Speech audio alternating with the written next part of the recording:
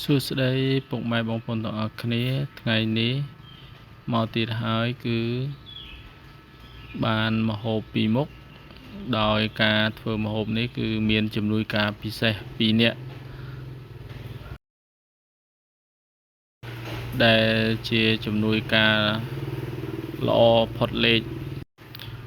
ពួកគាត់ទាំងពីរនាក់នេះគឺរហ័សរហួនណាស់ក្នុងការជួយជញ្ជូនអីវ៉ាន់ហើយការភ្លក់ក៏ពួកគាត់លឿនដែលនិយាយទៅដូចកូនចាបអញ្ចឹងមកលួចស្រូវបន្ទាប់ពីធ្វើជ្រក់រួចហើយក៏រៀបចំយកទៅទុកមួយឡែកសិនហើយបន្ទាប់មកទៀតរៀបចំគ្រឿងសម្រាប់ស្ងោរថ្ងៃនេះគឺមានស្ងោរពោះវៀនជ្រូកជាមួយនឹងត្រីអណ្ដែងអាំងជាមួយនឹងជក់ស្ពៃទាក់ទងទៅនឹងសកម្មភាពធ្វើគឺមិនបានបង្ហាញដិតដល់ទេព្រោះអីនេះគ្រាន់តែជាវីដេអូសកម្មភាពពីការដែលធ្វើម្ហូបផងត្រូវមើលមេពីរនាក់នេះផងហើយមេពីរនាក់នេះគឺគាត់អត់សូវល្ពឹសទេធម្មតាពោះវៀនជ្រូកគឺបានលាងសម្អាតរួចម្ដងហើយបន្ទាប់មកទៀតគឺយកមកស្រុះជាមួយនឹងទឹកក្តៅដោយដាក់គ្រឿងកាត់ចម្អាបមានគល់ស្លឹកគ្រៃដេងល្កួយសើចបន្ទាប់ពីស្រង់ពោះវៀនជ្រូកទុកមួយឡែកសិនគឺរៀបចំដាក់ដាំទឹកដើម្បីស្ងោរតែក្នុងពេលដែលដាក់ដាំទឹកនឹងគឺយើងរងចាំទឹកឲ្យពុះក៏ឆ្លៀតមកឲ្យចំណីមើលបន្តិចព្រោះអីតាំងពីព្រឹកមកដល់ពេល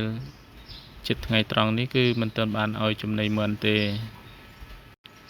ពេលនេះឃើញថាទឹកបានពុះហើយក៏ចាប់ផ្ដើមយកពោះវៀនជ្រូកនោះគឺដាក់ស្ងោរសម្រាប់តមកទេក៏រៀបចំដាក់ដាំបាយតែចៃដន្យអីថ្ងៃនេះគឺអង្គរអញ្ចឹងអង្គរនៅសល់តែប្រហែលជា2កំប៉ុងអញ្ចឹងក៏ភាសាជាមួយមេពីរនាក់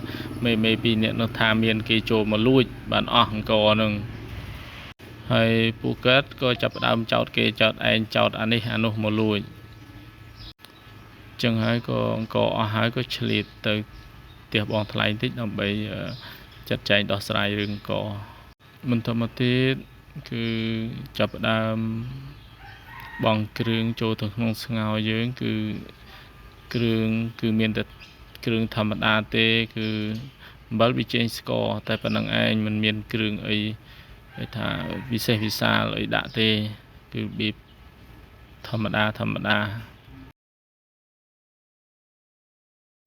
បន្ទាប់ពីរៀបចំដាក់គ្រឿងនៅក្នុងស្ងោររួចរាល់ហើយក៏ឆ្លៀតមកមើលត្រីនៅក្នុងម៉ាស៊ីន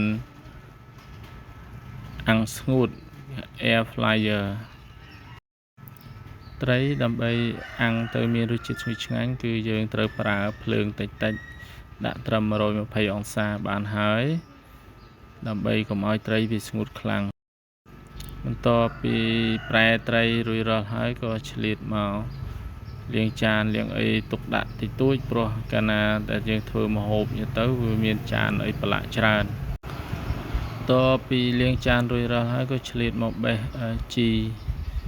នៅក្រោយផ្ទះជីនេះដាំបាន 3-4 ដើមដែរហើយហូបមិនទាន់ទេវាដូចថាដីមានជីធម្មជាតិចឹងទៅវាដុះល្អស្លឹកធំហើយម្ទេសនេះក៏ដាំបានខ្លះដែរតិចតួចគ្រាន់បេះធ្វើម្ហូបបន្ទាប់ពីដើរប្រមូលផ្សំគ្រឿងនៅជុំវិញផ្ទះបានគ្រប់ហើយក៏ចាប់ផ្ដើមយកមកច្នៃមិចវាបញ្ចូលគ្នាបេះនិងហាន់បន្ទាប់ពីបេះហាន់រួចរាល់ហើយក៏ចាប់ផ្ដើមធ្វើទឹកត្រីក្រូចឆ្មាទឹកត្រីនេះគឺសម្រាប់ជ្រលក់ជាមួយនឹងពោះជ្រូកស្ងោរអញ្ចឹងទឹកត្រីនេះមានអីទេគឺមានតែទឹកត្រីហើយខ្ទឹមសម្ទេសក្រូចឆ្មាធម្មតា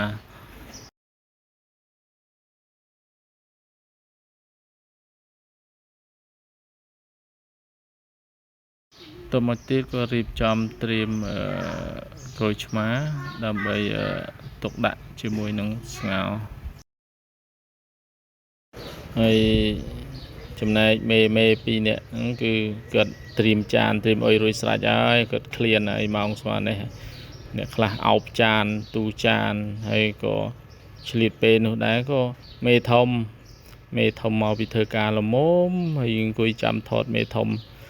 នឹងចិត្ត20នាទីដែរត្រឹមបានមេធំមកអញ្ចឹងមុននឹងបានថតនេះគឺសួរដំណឹងមុនថាចេញមកស្មើណាអញ្ចឹងហើយពេលគិតមកដល់អញ្ចឹងគាត់ផ្លាស់ប្ដូរសលីមពាក់រួចហើយក៏ឆ្លៀតបោសសម្អាតផ្ទះបាយបន្តិចជូតបន្ទាប់ពីគាត់បោសសម្អាតផ្ទះបាយរួចរាល់ហើយក៏ចាប់ដើមមុជទឹកឲ្យមេអញ្ចឹងមេមុជទឹកហើយក៏ដល់ម៉ោងបាយល្មមអញ្ចឹងហើយក៏រៀបចំចាត់ចែងដួសសម្លដួសបាយសម្រាប់អាហារមួយពេលនេះជុំគ្រួសារមួយតូចច្រឡឹងចឹងសរុបសេចក្តីមកគឺថ្ងៃនេះគឺចាប់ពីម៉ោង9រហូតដល់ម៉ោង11គឺអត់បានធ្វើអីទេគឺធ្វើតែម្ហូប2មុខហើយនឹងមើលក្មេងៗ2នាក់តែបញ្ជាក់ផងដែរថាក្មេងៗ2នាក់ហ្នឹងគឺអត់ល្ពឹសទេស្រួលណាស់បើមានថែមតែម្នាក់ទៀតប្រហែលជា3ក្អួតហើយសំខាន់ម្នាក់ប៉ិនធ្វើយំម្នាក់ទៀតប្រកែប្រដឹងចឹងហើយយើងគឺជាអាញាកដាលនេះគឺពិបាកដោះស្រាយមែនទែនចឹងហើយវីដេអូនេះក៏មិនមានអីវែងឆ្ងាយដែរព្រោះវាគ្រាន់តែជាការសម្ដែងមួយដើម្បីធ្វើចែកជូនបងប្អូនទាំងអស់គ្នាទស្សនានិងជាការលើកទឹកចិត្តខ្លួនឯងដែល